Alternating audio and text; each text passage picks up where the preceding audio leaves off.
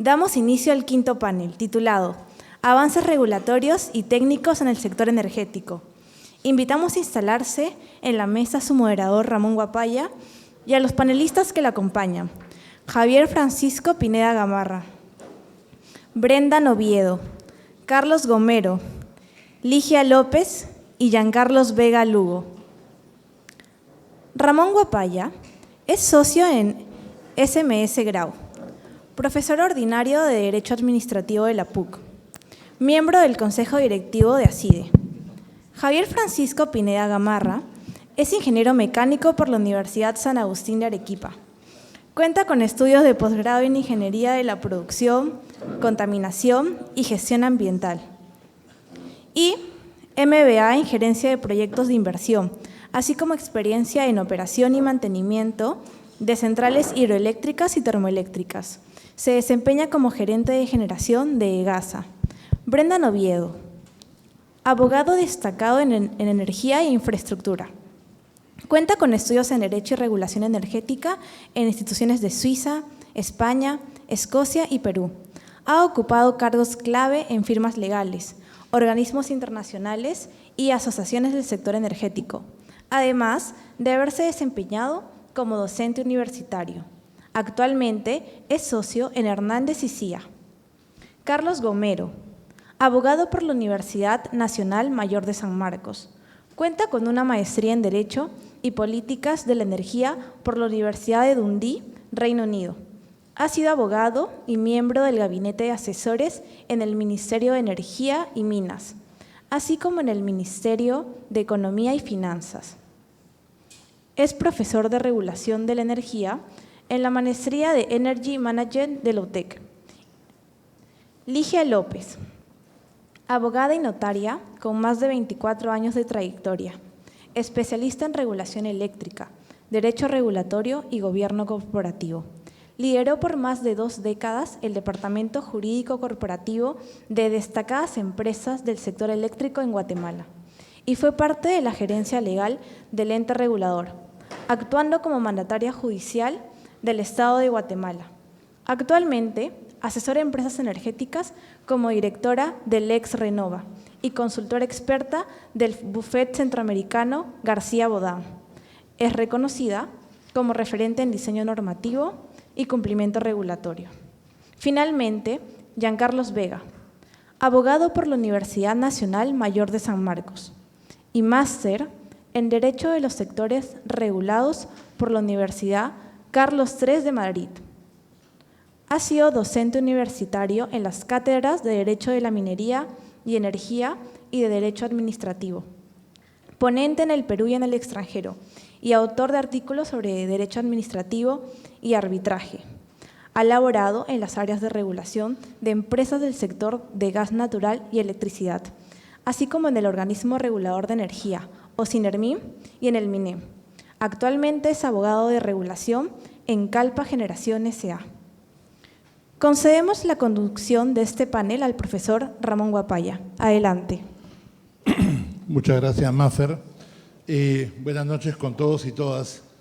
La verdad es un placer estar aquí, conducir esta mesa.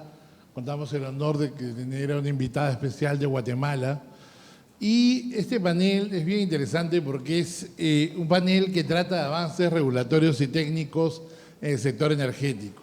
Y después de haber tenido un día bastante largo, que hemos tenido un par de conferencias bien importantes del profesor Íñigo del Guayo, un almuerzo workshop bastante interesante de digitalización, varios paneles interesantes con, digamos, cuestiones de seguridad de suministro, estado empresario y demás. La cuestión es cómo diferenciar esto de las cosas, digamos, que hemos tenido ya y se han tratado en los demás paneles de este día, ¿ya? Y cuando veíamos el programa armándolo con el equipo, el Task Force que armó Diego, con Alberto, con Janine, con Paul y también David, que nos ayudó en este trance, era un poco, oye, ¿sabes qué? El tema de los avances regulatorios en el sector energía, a partir, creo yo, de la ley 32249.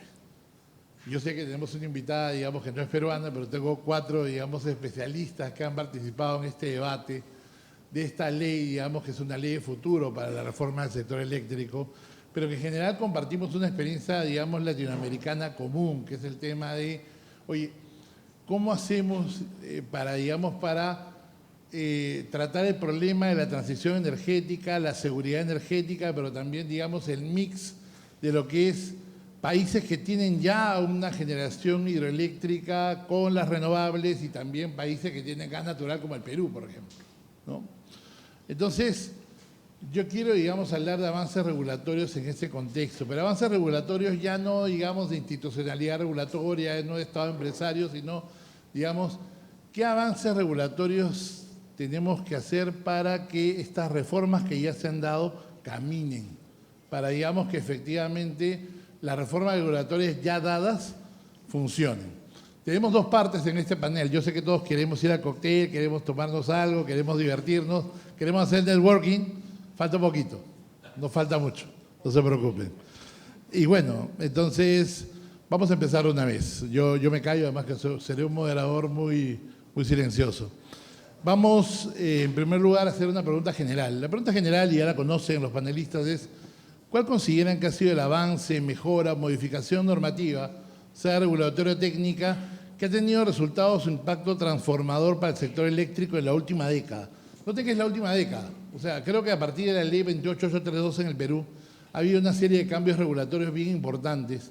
Y en general, en Latinoamérica, digamos, los últimos cambios, creo que la última década ha sido bien significativa para cambios regulatorios. Entonces, quiero empezar con Brenda Oviedo. 4 minutos por cada uno, por favor. Adelante, Brenda. Bueno, ante todo, muchas gracias por la invitación. Y voy a ir directamente a tratar de responder. Voy a ser sincero, no prefiero ser espontáneo en la respuesta y acaba. Creo que la norma que más ha calado, calculé 20 años, 28832, 19 años, la 32249, ¿no?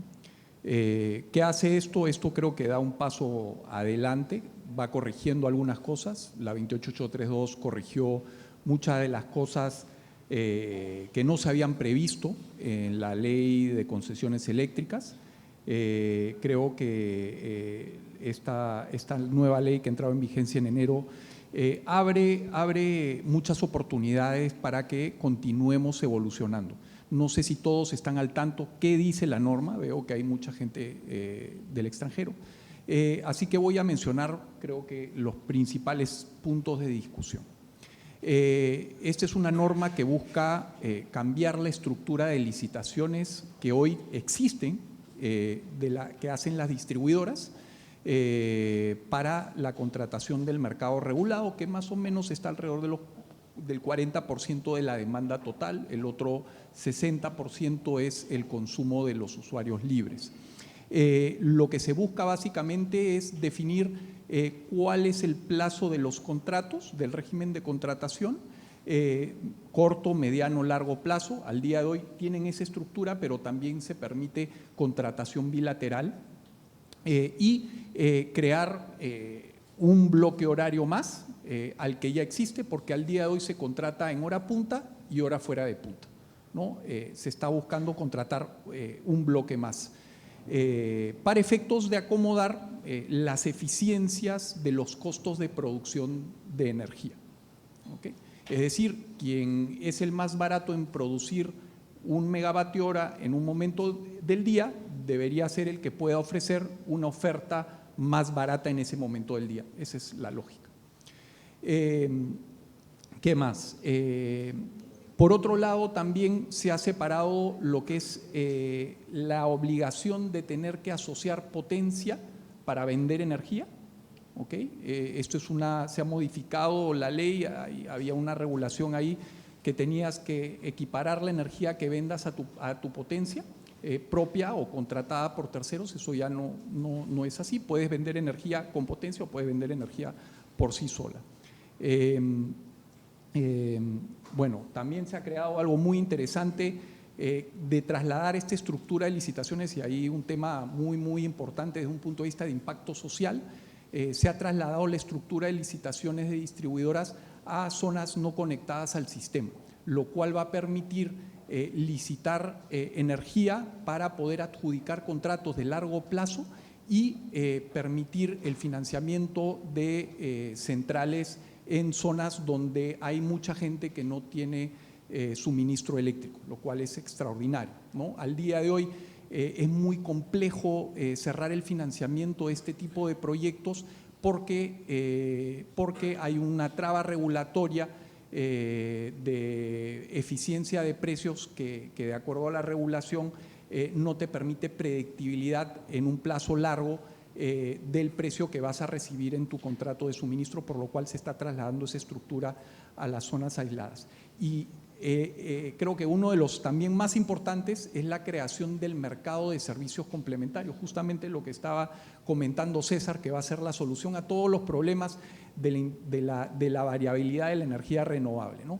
Y se abre un mercado para regulación primaria de frecuencia, regulación secundaria de frecuencia, baterías, ¿no? Las baterías van a ser nuestra solución. Hemos sido bendecidos con el gas natural y creo que ahora se va a iniciar una segunda generación de desarrollo tecnológico con baterías que de un año a otro, estaba comentando a Carlos, nos estaban contando que se ha reducido en 50% el costo de las baterías. Es increíble y esto va a seguir dándose en el futuro cercano. Perdón, estamos. Gracias, Brenda.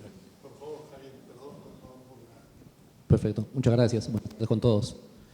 Definitivamente la ley 22-28-832 ha sido bastante importante en el marco de la pregunta. ¿Por qué? Porque nos ha servido de referencia para que salgan diferentes dispositivos, normativa del COES, que ha dado la facilidad del ingreso de las energías renovables. Sumado a esto, el tema que ha servido también para el sinceramiento de lo que viene a ser el sector tarifario, la transparencia del costo marginal, y coincido bastante con el ingeniero, o el doctor, perdón, respecto a la modificatoria que ha entrado en vigencia en enero, ¿no? La ley 32-249, que complementando eso de los servicios complementarios, es importante, la ley busca que se pueda dar mayor eficiencia y confiabilidad al sector eléctrico. Tenemos una matriz que es bastante diversificada y que lo que se debe buscar es la complementariedad, que tanto la energía hidráulica, térmica, a gas, la solar y eólica puedan integrarse y sirvan para el fin por el cual han sido concebidos, que logre que todo tener un sistema estable. La apertura del mercado con lo que vienen a ser los servicios complementarios y aplicando las tecnologías, actualmente, como se mencionó, está en boom el tema de las baterías, pero en el país tenemos muy poco instalado. A comparación de otros países, pues esto está bastante avanzado. Entonces, y utilizar esa tecnología no es tan complicado. El tema es que exista la regulación y vamos a tener un sistema más estable. Una parte que a mí me llama bastante la atención es el tema, EGASA está ubicada en el sur del Perú y tenemos pues un potencial solar bastante grande. Y en un tiempo, a mediano plazo, creo que se va a dar un tema de transferencia de energía del sur hacia el centro. Actualmente el sur depende de la energía que se genera en el centro, pero esta transferencia, este nuevo flujo sería en horas de mayor sol, ¿sí? Y si no tenemos una regulación que permita y que los costos no se caigan o implementar sistemas de almacenamiento para evitar lo que son los vertimientos, estaríamos copiando algunos errores de otros países que esto lo tienen más avanzado. Y para culminar, creo que lejos de las mejores leyes que ha habido, creo que urge el tema de la reglamentación para que realmente se pueda plasmar todos los proyectos que van a dar mayor eficiencia y confiabilidad al sistema eléctrico. Gracias. Muchas gracias, ingeniero. Carlos. Gracias, Ramón, gracias por la invitación. Yo voy a intentar hablar sobre la regulación, no específicamente a partir de una norma, sino a partir de lo que creo que ha sido el gran cambio en el modelo regulatorio o en la forma en la que se afronta el Estado la regulación en los últimos años. A mí me parece que el mayor avance que ha habido en el sector regulatorio, no solo de hace una década, sino más allá de esta década, es una convicción, es un concepto, el concepto de que el mercado puede entregar mejores prestaciones que el Estado, que un mercado desregulado puede generar mejores prestaciones que un mercado regulado. La ley 28832 fue precisamente eso. Fue un modelo de desregulación tanto en lo que corresponde a la parte de generación, al segmento de generación, donde ya las tarifas que se trasladan a los usuarios regulados ya no son definidas en gabinete por el regulador, sino más bien obtenidas a partir de licitaciones competitivas, es decir, en procesos de mercado, sino que también en el caso de la transmisión ocurrió lo mismo. La ley 28832 originó un cambio radical. Antes era el OSINERMIN, el regulador, el que establecía las tarifas. Hoy el modelo de plan de transmisión de las grandes troncales de transmisión básicamente está sometido a una competencia por el mercado. Es decir, nuevamente, licitaciones públicas, abiertas, transparentes, que te arrojan un precio que es el que se espera en términos de competencia, el mejor para el usuario. Digo esto porque me parece más bien que desde ese punto de vista, la ley 32249, con los objetivos nobles que tiene, con los beneficios que incorpora, y lo han señalado los distinguidos panelistas que me han antecedido, servicios complementarios, por supuesto que tiene sus beneficios. Sin embargo, desde el lado del enfoque de la regulación, yo sí pienso que es un retroceso. En el caso de la distribución, esta norma lo que ha traído básicamente es que ahora, de ahora en adelante, el regulador va a definir cuándo, cómo, en qué condiciones, en qué plazos, de qué manera o cómo programa a los distribuidores las compras de su energía. Por supuesto, esto genera, desde mi punto de vista, un modelo con un halo de intervencionismo más allá de la cuenta, en un modelo que muy probablemente no lo requería. Eso por un lado.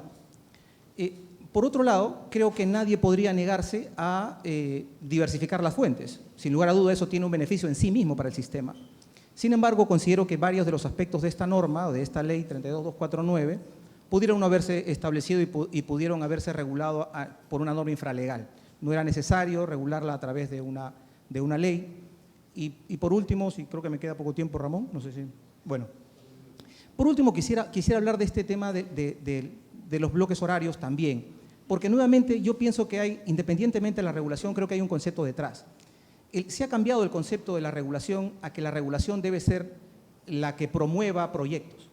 Y en origen no era eso, la regulación era qué cosa era mejor para el usuario. El principio de neutralidad tecnológica variaba el objetivo de la regulación para que sea el usuario el tomador de las normas y por supuesto el que tenga el beneficio de la regulación. Ahora parece que hubiera cambiado la regulación, o por lo menos la lógica, a que se están más bien promoviendo proyectos.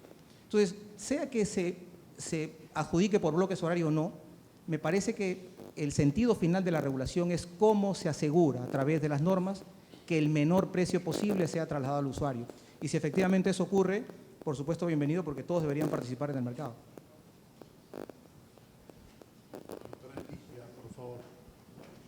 Gracias. Buenas tardes a todos. Es un verdadero gusto para mí estar aquí el día de hoy, esta noche compartiendo con ustedes.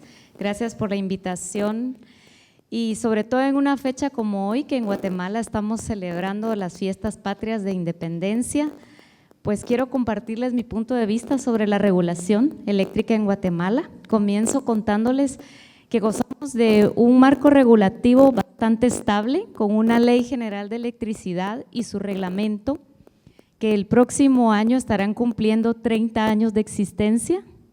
Esto se ha ido desarrollando y ha ido madurando durante estas 3 décadas, se ha ido complementando a través de resoluciones y normativas emitidas por el ente regulador. Pues si yo pudiera decirles de los principales avances en los últimos 10 años, tendría que resaltar definitivamente el surgimiento de la generación distribuida renovable, por medio de la cual actualmente pues ya los generadores y los autoproductores con excedentes pueden inyectar a la red ya cientos de megavatios que han nutrido nuestra matriz energética y que surgen de techos, de patios, de pequeñas generadoras y que han significado un verdadero avance en esta diversificación.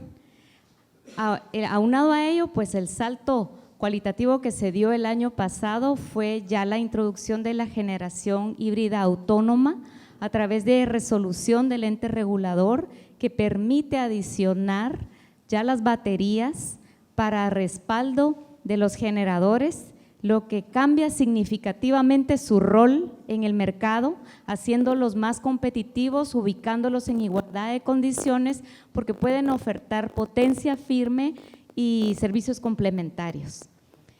Ya pueden participar en esa igualdad de condiciones en las licitaciones de compra-venta de potencia y energía, que sería pues el tercer gran pilar de estos avances. He tenido el gusto de estar en las licitaciones anteriores coadyuvando con las juntas de licitación y actualmente como oferente coadyuvando con los oferentes, y es a través del procedimiento de rondas sucesivas en subasta inversa, donde ronda tras ronda se van consiguiendo los mejores precios para el usuario final. Actualmente también tenemos en ciernes un proceso de licitación de expansión de la transmisión, con el cual se busca la modernización y las perspectivas que van a ampliar este sistema para el futuro. Entonces, en conclusión, los principales cambios han consistido en la modernización regulatoria, con los generadores distribuidos renovables, con sobre todo la participación de ellos en las licitaciones, ya reforzados con la generación híbrida autónoma, y el desarrollo de las licitaciones que va cada día mejor y cada día en aumento. Gracias. Muchas gracias, doctora Ligia. Giancarlo, por favor, para cerrar esta parte. Gracias Ramón, y bueno, no puedo empezar antes sin agradecer a la comisión, a la organización del evento por la gentil invitación. Bueno, ya mis colegas del panel han comentado acerca de modificaciones importantes en los últimos 10 años, solamente para contextualizar, ya que no todos somos de aquí, del país, de Perú, ya se habló de… Sí.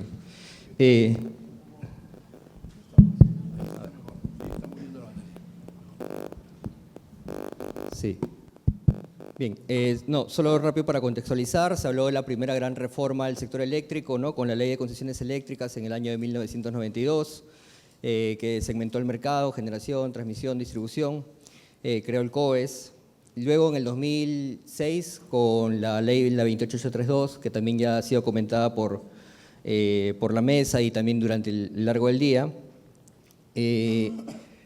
Como aspectos claves, importantes, concretos que he identificado que en los últimos 10 años se han cambiado en el sector y que han significado importantes transformaciones, es por ejemplo el tema de la potencia firme para las energías renovables, ¿no?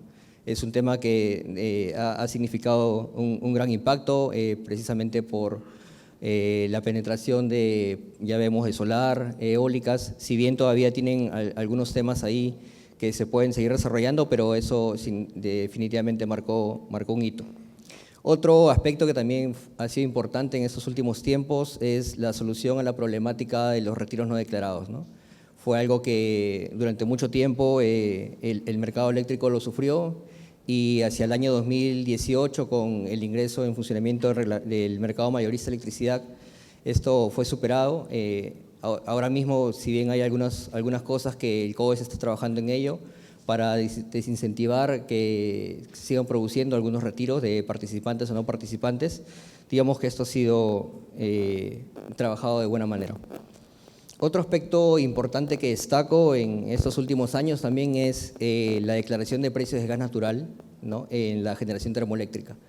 Es un asunto que dio mucho que hablar en el sector, ¿no? Precisamente yo quiero destacar este aspecto porque este asunto nació producto de una acción judicial de un agente del sistema, y no necesariamente o no precisamente como una acción orgánica, ordinaria de la gente competente del sector, que sería el Ministerio de Energía y Minas, ¿no?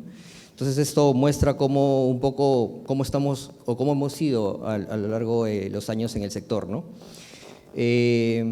Luego, bueno, ahora mismo ya se ha hablado bastante sobre la tercera gran reforma, que es la Ley 32249, que estamos en plena reglamentación, y sobre ese tema ya no es mi intención ser repetitivo, ¿no? Ahora, rápidamente me quiero permitir tomarme la licencia de cambiar un poco la pregunta y hacer un giro a ella, ¿no? ¿Qué cosas nos falta para que tengamos un impacto, ¿qué podríamos hacer para tener un impacto en el sector eléctrico, ¿no? Sabemos que en el año 2019 se creó la Comisión de Reforma del Sector Eléctrico, que ha hecho muchos análisis, informes, diagnósticos y propuestas. Sin embargo, hasta la fecha, muchos de ellos no se han ejecutado en el tema de las licitaciones, que es parte de la ley 32.249, se han tomado en cuenta, pero parcialmente los informes de esta comisión. Sabemos que la comisión ahora mismo está elaborando un libro blanco, eso es todo lo que se sabe, tiene una vigencia la comisión prorrogada hasta marzo del próximo año, pero no hay más que eso. Otro tema que creo debe hacerse y está muy relegado es la generación distribuida, ¿no? Somos pioneros, creo yo, en algún momento afuera escuché esto, que somos de los primeros países en poner en una norma la generación distribuida. De hecho, en el 2006, por primera vez en una norma se pone el tema de la actividad de generación distribuida. Luego, en el 2015 también se hace lo mismo. Sin embargo, estas dos normas remitían su desarrollo a un reglamento. Y hasta el día de hoy, 20 años de la primera y 10 años de la segunda, no se han reglamentado. Finalmente, dos aspectos también que ya son un poco más recientes. El año pasado se aprobó la ley del fomento del hidrógeno verde. Es un tema que también está pendiente de reglamentación. Y este año en el Congreso se aprobó la ley que promueve la generación de pequeños pequeños módulos reactores de energía nuclear. Esto está pendiente por ser reglamentado también y bueno, eso es un poco la marcha de lo que se ha estado haciendo. Gracias. Gracias, Giancarlos. Bien, bueno, como han visto hay un tema, digamos, bastante interesante de debate con respecto a estas últimas reformas. En general, digamos, yo creo, como decía Ariño, que si bien, digamos, el mercado necesita Estado, la pregunta siempre va a ser ¿cuánto Estado? Bueno, y también cuánto mercado, ¿no? Porque finalmente, digamos, la base, igual la base del sector eléctrico va a ser el mercado, evidentemente, y creo, digamos, que también la regulación tiene que tener un componente, digamos, de precaución, ojo, porque el exceso, digamos, puede llevar a consecuencias indeseadas. Hay como un efecto, digamos, de entropía regulatoria. Tú mueves un lado acá la regulación y te genera un efecto, digamos, mariposa terrible en otros extremos del mercado.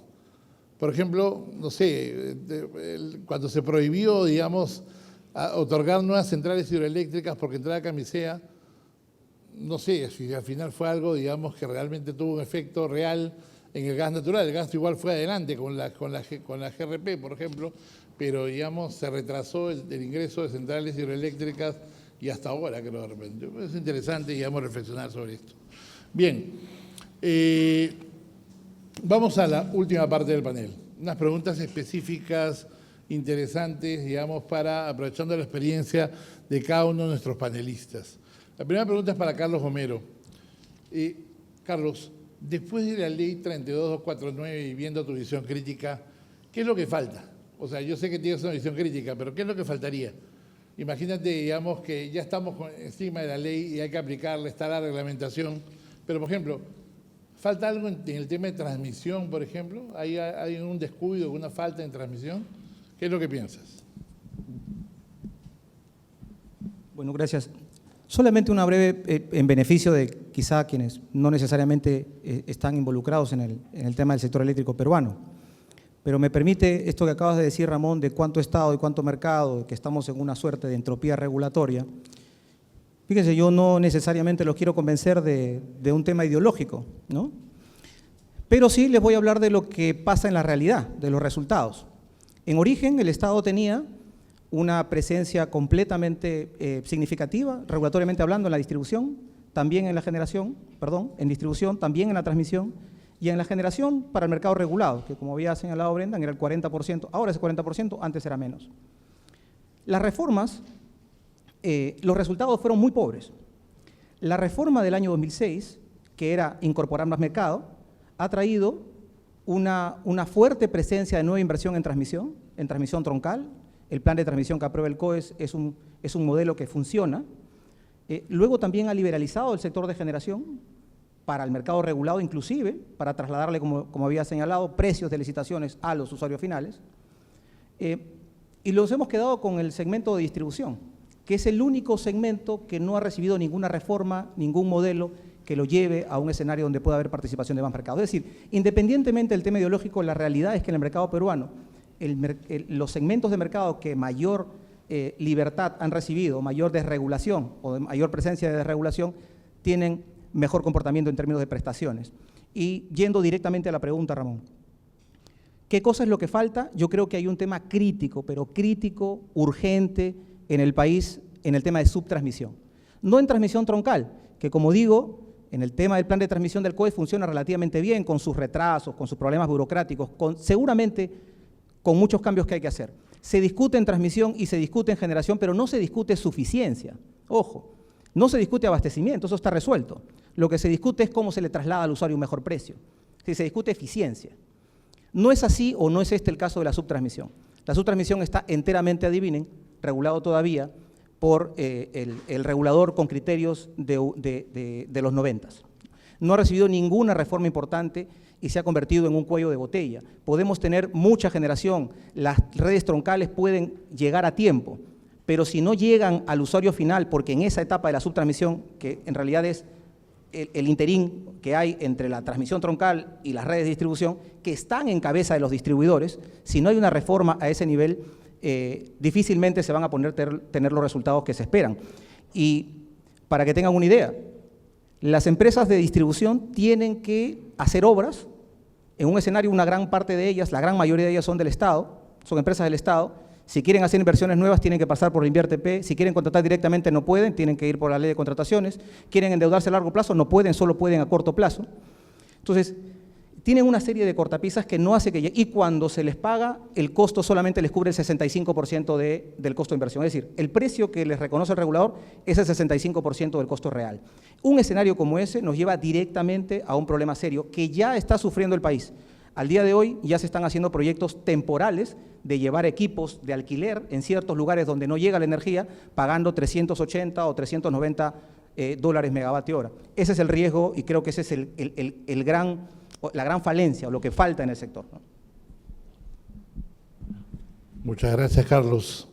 Doctora Ligia, ¿qué avances usted cree en regulación y gestión ambiental son necesarios para que una operación de centrales hidroeléctricas sea sostenible a largo plazo? Quisiéramos una visión centroamericana con su experiencia que pueda proyectarse regionalmente. Gracias.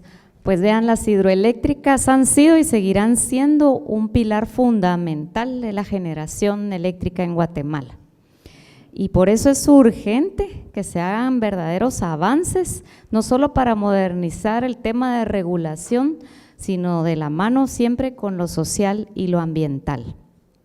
Las hidroeléctricas se ven en forma individual, sin embargo todos sabemos que el agua es un recurso compartido.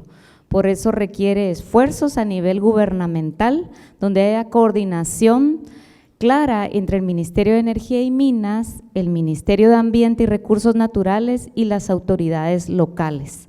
Porque lo que se busca es reducir los litigios, reducir las manifestaciones que puedan dar lugar a detener los proyectos, hacer las consultas previas en forma eficaz. Es muy necesario en Guatemala y me atrevo a decir que en Centroamérica.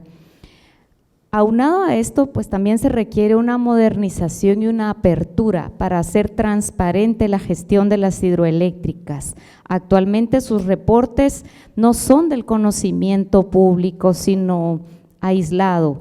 Si hubieran plataformas donde se reporte en tiempo real la situación de los caudales, la calidad del agua y el cumplimiento ambiental, podría generar más confianza en la población y también más supervisión a nivel gubernamental, y esto sin duda traería también la inversión. El cumplimiento de estándares internacionales en gestiones ambientales también sería importante para abrir las puertas al financiamiento extranjero. Pues por último, no se puede dejar de mencionar que la compensación que tiene que haber a las poblaciones no puede ya ser solo cosmética e incluso solo de regalías tampoco. La población tiene que percibir verdaderos avances en su electrificación. No puede la población seguir percibiendo que tiene una energía cara, escasa, de mala calidad, pero sí tiene que tener al generador instalado en su localidad. Si no se le complementa a la población un buen servicio de energía, difícilmente vamos a convencerlo de que permita y apruebe los proyectos hidroeléctricos. Entonces, en conclusión, se requiere la coordinación gubernamental de las entidades locales con las gubernamentales, repito, la modernización, los estándares internacionales, la apertura para supervisar en tiempo real el comportamiento de las hidroeléctricas y una compensación efectiva a las comunidades que sea tangible y justa. Gracias. Muchas gracias, doctora Ligia. Javier, una pregunta muy específica. Mira, ¿qué innovaciones técnicas o de gestión considera más relevantes en los últimos años para mejorar la eficiencia y confiabilidad de la generación en el Perú? Sobre todo considerando el entorno de renovables y también el entorno de la empresa estatal, con su experiencia. Gracias. Definitivamente, en cuanto a gestión, se está logrando la integración de las energías tradicionales, llámese hidráulicas y termoeléctricas, con las energías renovables no convencionales. El COES desempeña un papel muy importante y está logrando esto, ¿no? Que las 4 fuentes de energía principales logren coexistir en el sistema y buscando siempre la confiabilidad. En cuanto a lo que puede hacer mejoras en esto, creo ya es repetitivo y durante todo el día se ha hablado de los sistemas de baterías, ¿no? Hay bastante fuentes de energía, hay que aprovechar el momento de la mayor producción para almacenarla, pero creo que también debemos ser creativos y buscar otro tipo de fuentes de almacenamiento de energía. Mencionó el ingeniero Butrón, ¿no? Algún tipo de aire a partir de calor, pero también aprovechar almacenar energía, pero en forma de agua. Es algo en lo que me permito comentarte como EGASA. Las centrales hidroeléctricas de EGASA están en una cuenca, en la ciudad de Arequipa, en la cuenca del río Chili, que es una cuenca escasa y donde los principales usuarios es agricultura y población. El 90% de los usos licenciados se lo llevan estos dos actores. Entonces, el agua fluye y no podemos retenerla. Entonces, ¿a nosotros qué nos toca? Estamos apuntando ¿a qué? A afianzar el sistema de represas para tener mayor caudal disponible durante el año y nos permita operar con mayor eficiencia nuestras centrales. Lo otro que también estamos promoviendo y esperemos avanzar acá es el hecho de implementar diques de regulación horaria que nos permitan hacer ¿qué? De una manera complementaria con la energía solar que tenemos en el sur, nos permite hacer despacho en horas donde el sol no es tan fuerte y también lo otro, en un futuro quizá llegar a un sistema de recirculación de agua. La geografía no siempre nos va a favorecer, pero como se mencionó, la ingeniería puede todo, hay que hacer las evaluaciones del caso, pero es lo que venimos planteando. Ahora, como sector estatal, ya se mencionó que, bueno, definitivamente comparados con una entidad privada, nuestros procesos, nuestros proyectos demoran mucho más. Pero tenemos en ese sentido que buscar, no podemos arriesgar en estudios, porque al final también tenemos un tema de que no siempre todo estudio resulta viable, pero es parte del riesgo que asume la gestión y actualmente estamos desarrollando la evaluación de un proyecto fotovoltaico de 100 megavatios que esperemos se pueda concretar, ya tenemos el perfil y en un futuro desarrollar ya el estudio definitivo y a través de toda la gestión que nos manda los organismos correspondientes, lograr implementarlo. Muchas gracias, ingeniero. Brendan, partiendo de la ley 32249 y como punto de partida, digamos, regulatorio, ¿qué reformas para que esto funcione a nivel de permisología, a nivel de reformas ambientales, para que esto funcione y no demore, digamos, la bancabilidad, no demore, digamos, la instalación, que ahora tiene unos problemas enormes, digamos, de tiempos en este contexto? ¿Puedo responder otras cosas?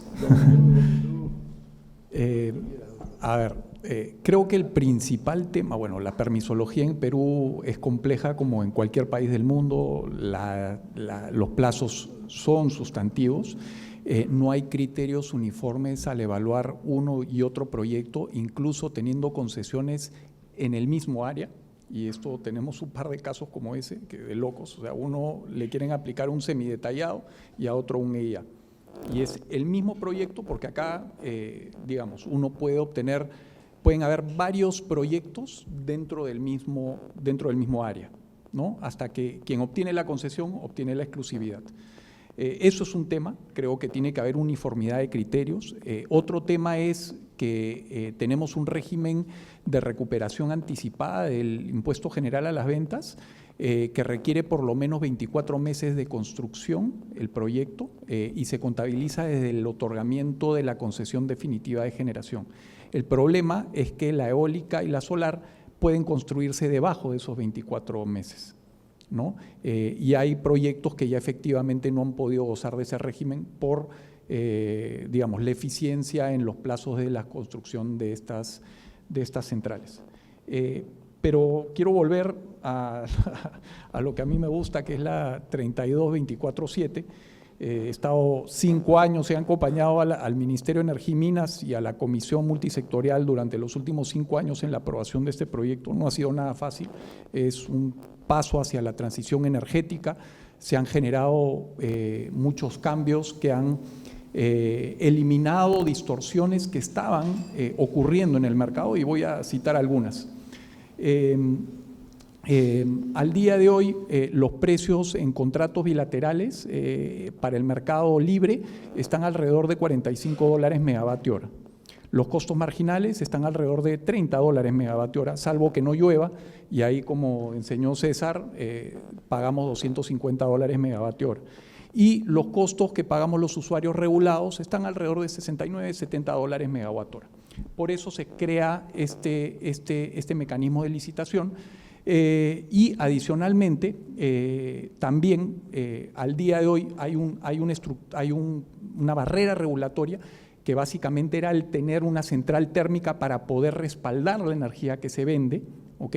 Es decir, yo no podía, como un nuevo generador renovable, ir directamente a un usuario y vender la energía porque tenía que tener potencia. Iba al generador, véndeme potencia para respaldar mi energía, no te voy a vender.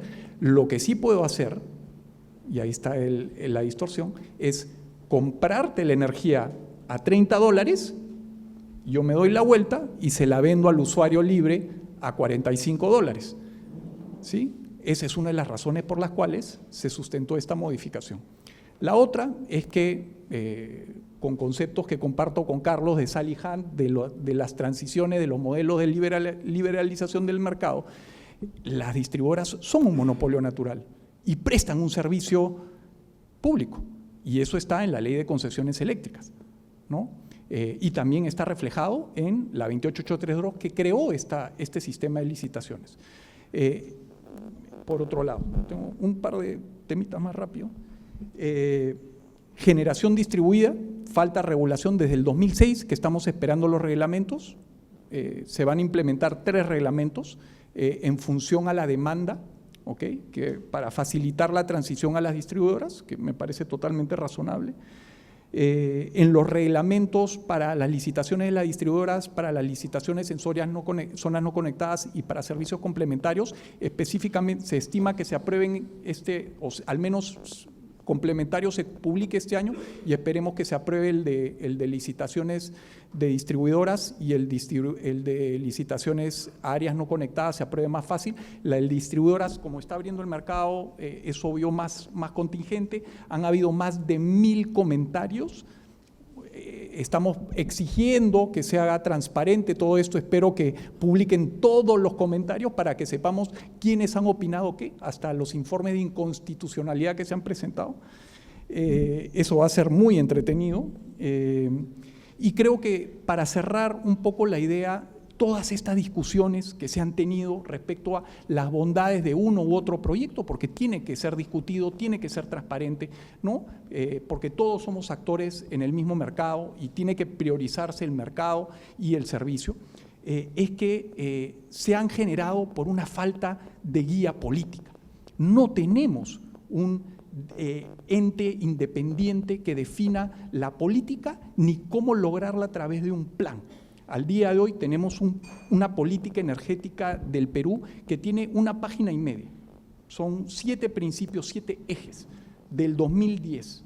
Ahorita se está haciendo un trabajo para actualizarla y la idea es que venga conjuntamente con un plan, porque en Perú somos expertos definiendo políticas y objetivos, pero nunca se aprueban los planes para lograr esos objetivos, ¿no? Entonces es importante que se conjugue ese tema, se está trabajando y esperemos que se apruebe el próximo año, porque creemos, al menos la política y el plan, esperemos que los próximos año y medio o 2, para poder tener una guía clara de hacia dónde vamos a ir y que estos temas de discusión se den de otra manera, ¿no? De otra manera, y que no sea tan difícil hacer una transición, una apertura de mercado que tome casi 5 años, ¿no?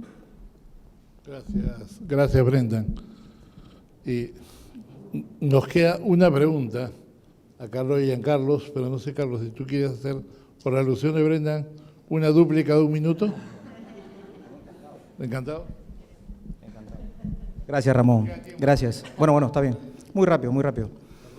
Mire, en realidad, yo tengo la idea, y creo que todo el mundo conoce cuál ha sido mi posición sobre el proyecto de ley. De alguna forma, en general, ya lo he dicho, pero ahora quisiera referirme más bien a 2 aspectos que son muy, muy específicos. A mí me parece que la regulación es una forma de ver las cosas. La regulación es una toma de posición, es una opción. Y frente a una regulación determinada, siempre uno trata de equilibrar ciertos intereses. Los intereses legítimos de quienes quieren entrar al mercado y, por supuesto, encuentran algunas barreras para entrar al mercado, y luego los intereses legítimos de los que van a pagar la cuenta, ¿no? De los usuarios. En ese modelo, en ese esquema de comparación, me parece que mi punto de vista sobre la ley era básicamente que estaba desequilibrada, que más bien tenía mucho o los ojos puestos sobre el desarrollo de los proyectos y no necesariamente el interés del usuario, y para esto tenía estos dos ejemplos que están en el reglamento. Número 1, el tema de los bloques horarios, que a pesar de que todo el mercado creo que está en línea con que las centrales que no puedan producir por la noche puedan vender su energía en el día, parece que todos pueden estar de acuerdo con eso, y que si no se les permite, por supuesto, esto significa una barrera de entrada y tienen que hacerlo. La pregunta es cuál es el precio que vamos a trasladar al usuario, el precio de los 24 horas de todo el día o solamente el precio del bloque horario, del bloque del día. Básicamente es eso, y aquí se tiene que tomar una definición. Aquí no necesariamente hay una verdad, pero sí tiene que tomarse una decisión sobre a quién queremos proteger, si son a los proyectos o al usuario. Y otro aspecto en el que también está en el reglamento, muy llamativo porque no está en la ley, pero sí está en el reglamento, es que en determinados supuestos, por ejemplo, el regulador puede preferir en cierta licitación no comprar energía instalada, es decir, no comprar los activos de las empresas que están en el mercado, sino comprar solamente energía de proyectos nuevos. Y por supuesto, esto es una vieja discusión en el sector sobre los electrones viejos y los electrones nuevos, qué es lo que se quiere. Entonces, nuevamente aquí tenemos la misma dicotomía, la dicotomía de quienes legítimamente quieren entrar al mercado y luego lo del usuario, porque para el usuario, independientemente de que la energía sea de quien está instalado o quien es el nuevo, es el que menor precio le ofrece. Y si efectivamente las energías renovables, como ha demostrado, creo César, bastante bien, son las que van a traer mejor resultado en términos de precios en el futuro, pues será así, ¿no? Ese es básicamente mi punto. Gracias, Carlos. Y ahora sí, la última pregunta, Giancarlos, de tu experiencia en el gas natural, ¿cuáles son las perspectivas de nuevos proyectos de generación eléctrica con gas natural? Ante las recientes noticias, a pesar que la viceministra ya ha dicho que hay un tema de confiabilidad de las reservas del gas natural, creo que parece importante lo que ha dicho. ¿Cuáles son las perspectivas frente al tema de renovables?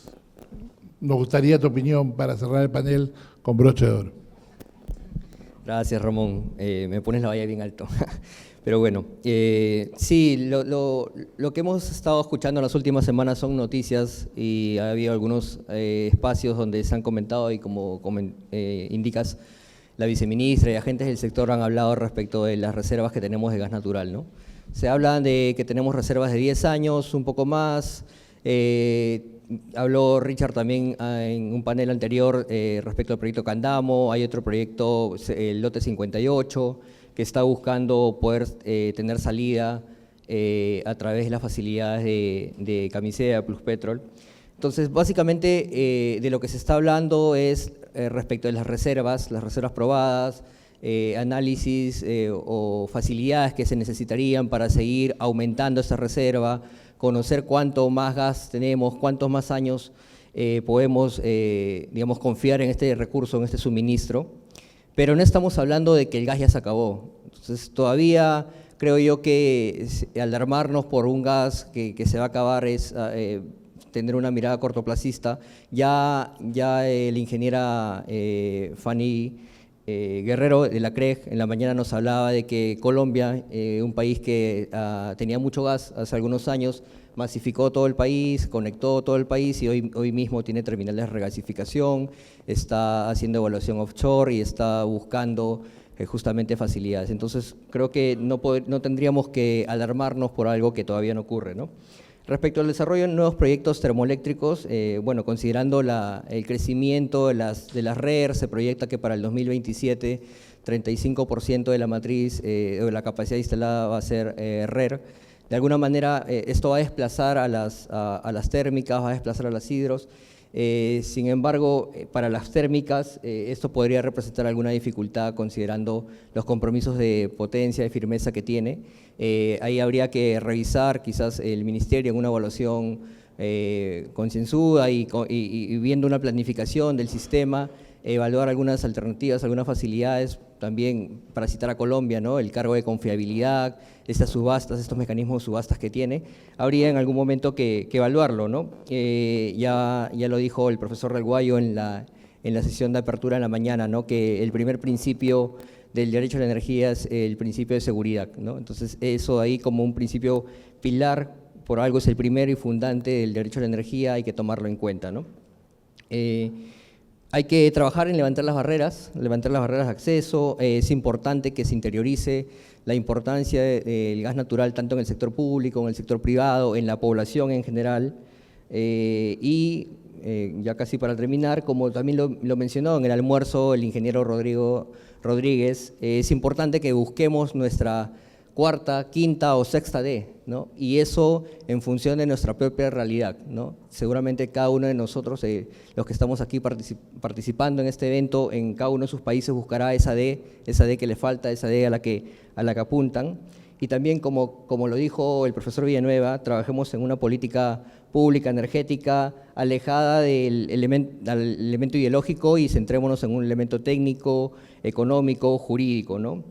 Y finalmente, ya se ha dicho mucho respecto de que dejemos de usar sin transmisión no hay transición y pasemos a sin seguridad no hay transición. Y así con ese ánimo de espíritu deportivo con el que Richard también defendió al gas natural, me gustaría que en las próximas ediciones de estos congresos también se hable en algún momento de sin justicia energética no hay transición. Muchas gracias.